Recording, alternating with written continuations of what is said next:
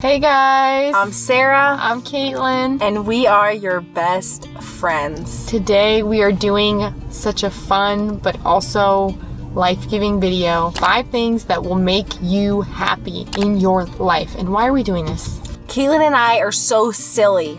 We sometimes think that people know our lives because we just assume because we're always talking about what we do. But the reality is that we actually are much more private on social media and even on YouTube with what our life looks like than we think. These tips, these 5 things that will make you happy are all things that we do in our own lives. And it's like what we really do and what really make us happy and what really we put an effort and intention into doing. And we want to share with you because we know you might not have a lot of people in your life who are doing these things or who are suggesting for you to start doing these things, and also people in your life telling you that the good life does not happen on accident. And you might be bored, or you might think that you need more money, or you need more time, or you need to have more friends to live the good life. It doesn't take much to have the good life. It just takes effort. With that being said, please subscribe to our channel, join our friend group.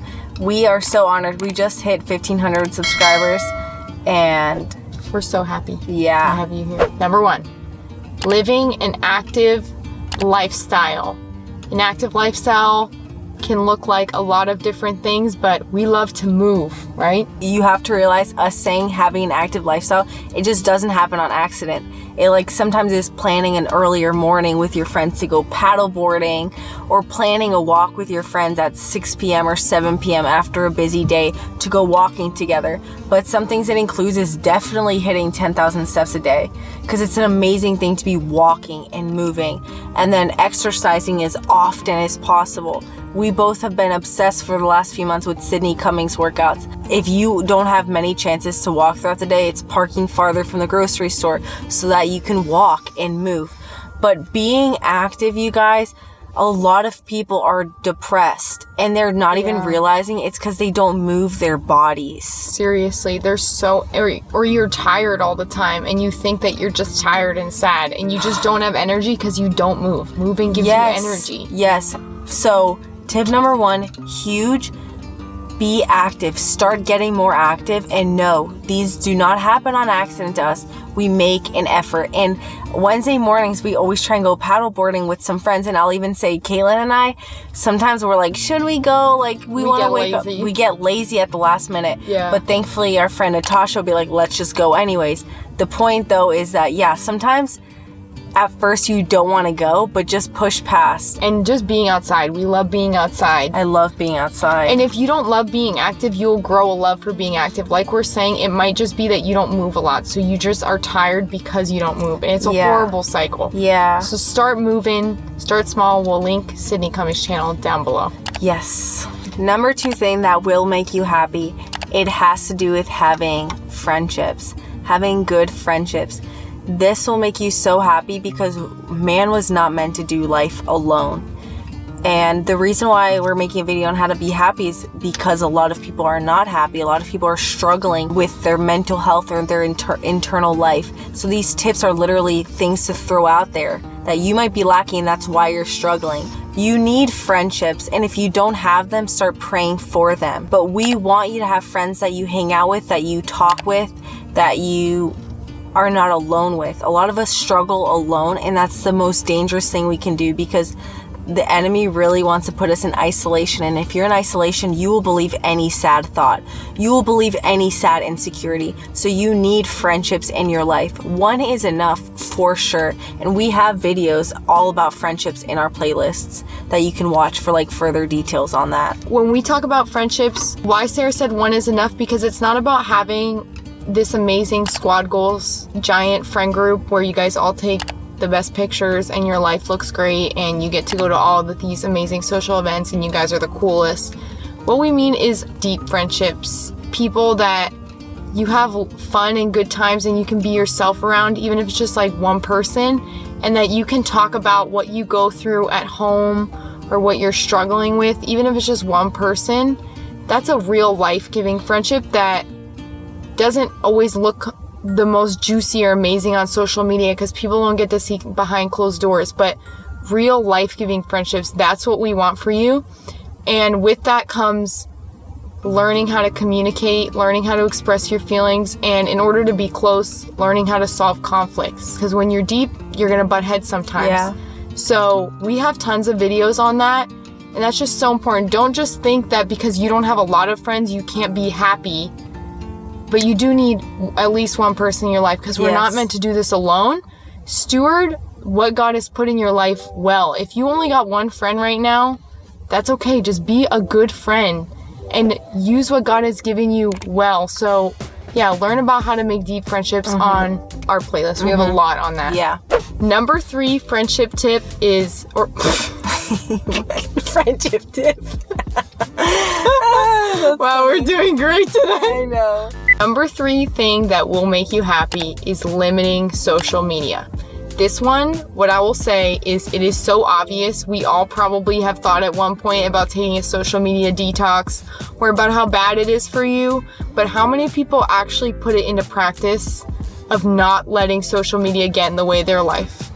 Maybe you use it still, but how many of us actually try to regulate it instead of just say how bad it is for us? I deleted Instagram 2 weeks ago.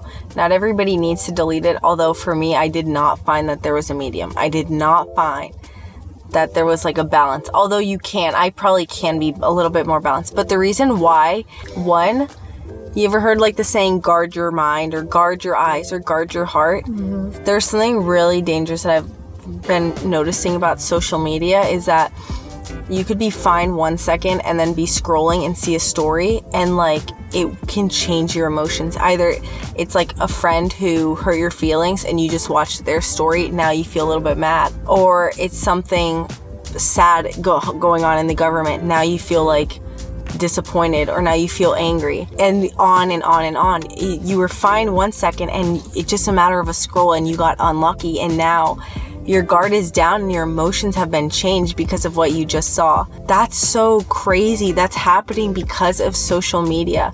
And we got to guard our minds. At least I do. I need to guard my mind. For me, I am being so grateful for this season of singleness, but I could be scrolling on Instagram and seeing the most beautiful couples having a happy engagement or a happy marriage, and then my mind starts to even have like lustful thoughts, let's say, and all of a sudden I went from being fine to struggling with lustful thoughts.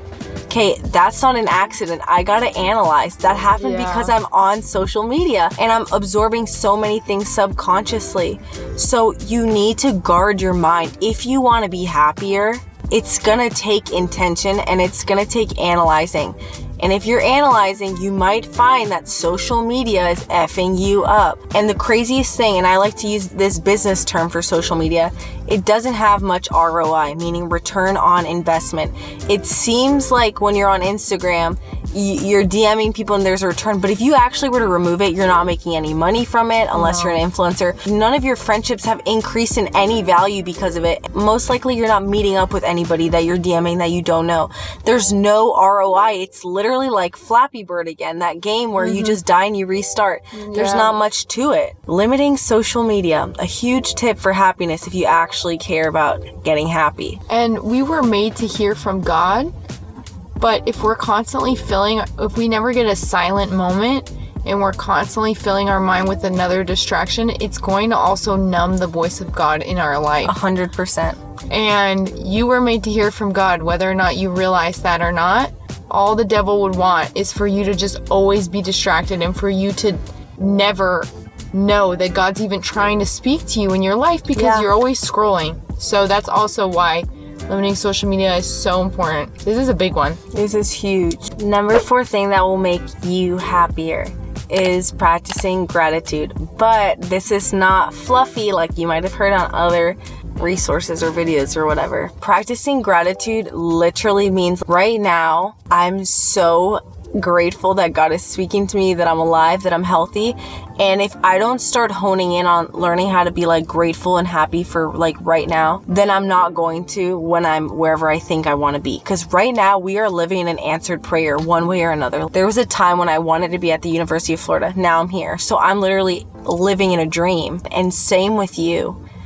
And maybe you're going through a tough time, which is why you're watching this and you want to learn how to be happy. Well, the best thing that you can do is even say like, oh my gosh, right now I'm so down. Like I'm on the lowest of lows.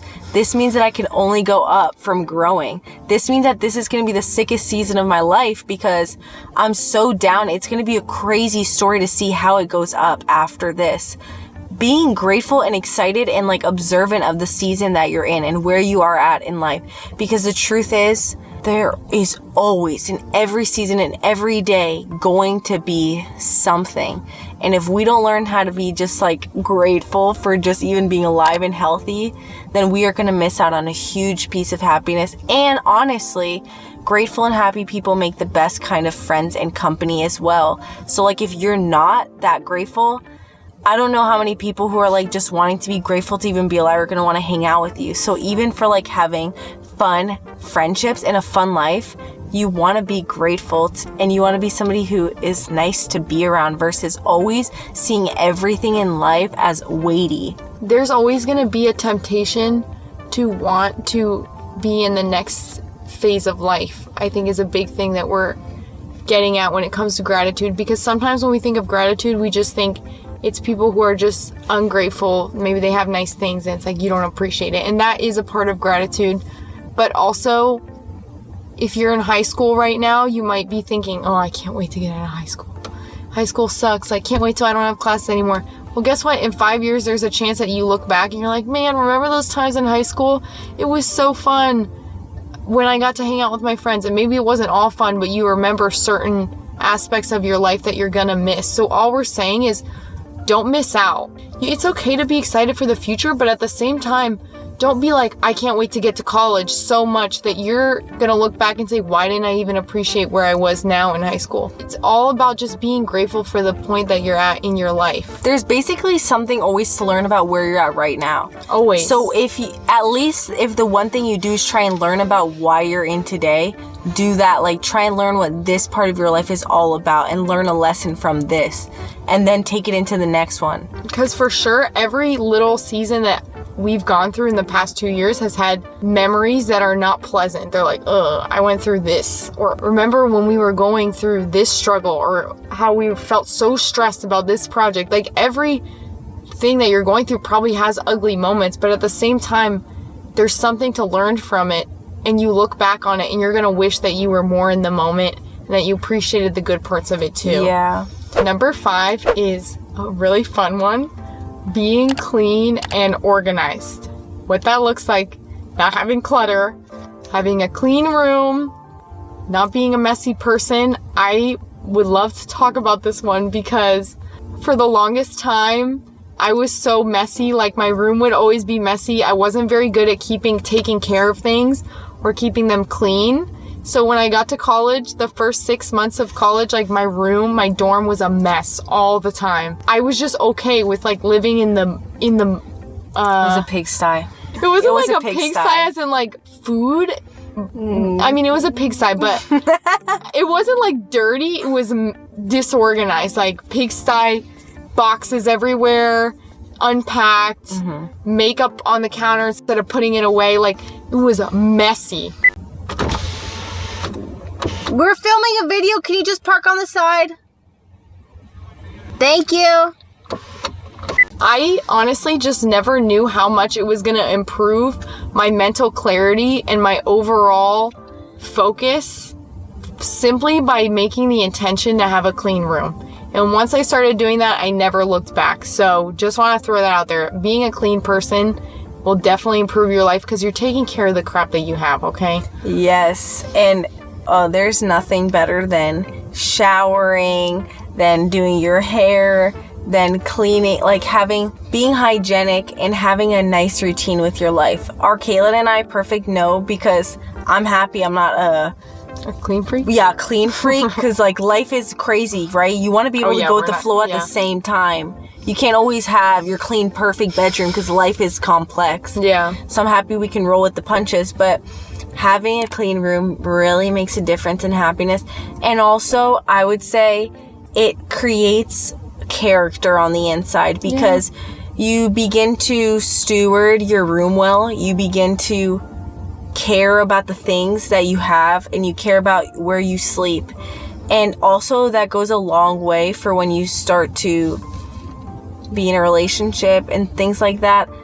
I think that I would like to date somebody who takes care of their things and has a nice looking area versus into walking in somewhere where it's a total wreck. Yeah. We're 22. That's especially as I grow older. This will really make you happier, is to just be clean and organized and be intentional with your stuff. Because sometimes if you have a messy room, it kind of just shows that your life is out of control. So like, we want it to not be out of control. We want to say like, hey, I will set aside some time to clean my room today, and I'll start doing it more consistently. Every Friday, I'm going to start making sure my room looks nice and having a nice reset. That to me is character. Look, you're being consistent at something. So it's a deeper thing than just the aesthetic. This is a bonus tip. Thing number 6.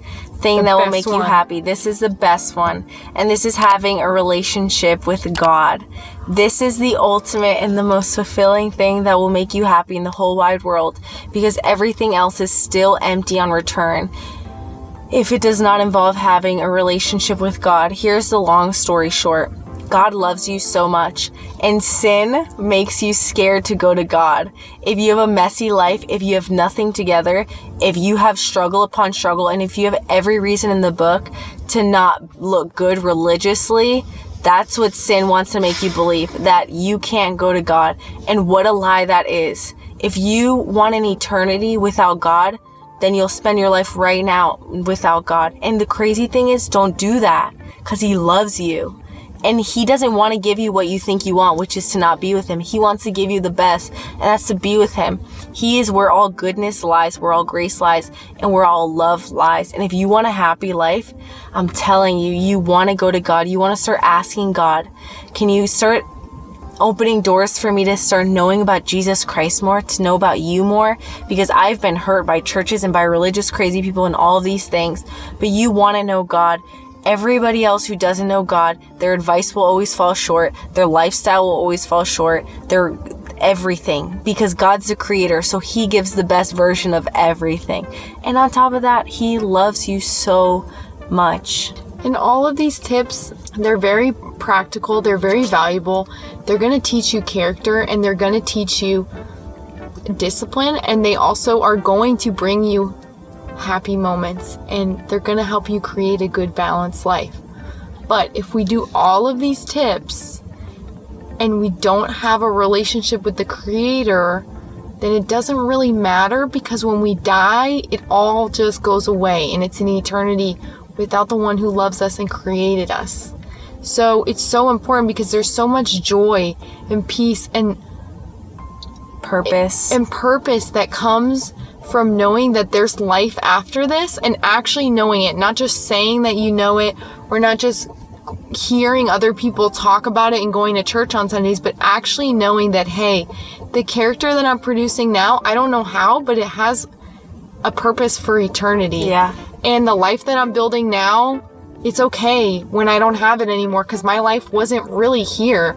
It was in Jesus. And if you've been hurt by religious people, if you don't know what we're talking about and it sounds crazy, that's fine. Pray and ask God to start showing you, because we don't have to explain it to you. The fruits of our life will show you that life with God is the way. We don't have to force it to be happy or to have joy, and we're not faking it. Behind closed doors, how we talk on camera, that's how we're talking when we're not around anybody. And how we talk about how we go through troubles, but we see the purpose, that's actually how we think. That's actually how we walk. So the fruits of our life will show you that life with God is the only way to a true purposeful life. And we just hope that if there's anything that you got from this video, that will really stick in your spirit. I mean, with that being said, that's a pretty great video on how to be happy. 5 things that'll make you really happy. Please subscribe and join our friend group. Please email us or comment down below if you want us to make any other video like this one. And we'll see you in the next video. Bye.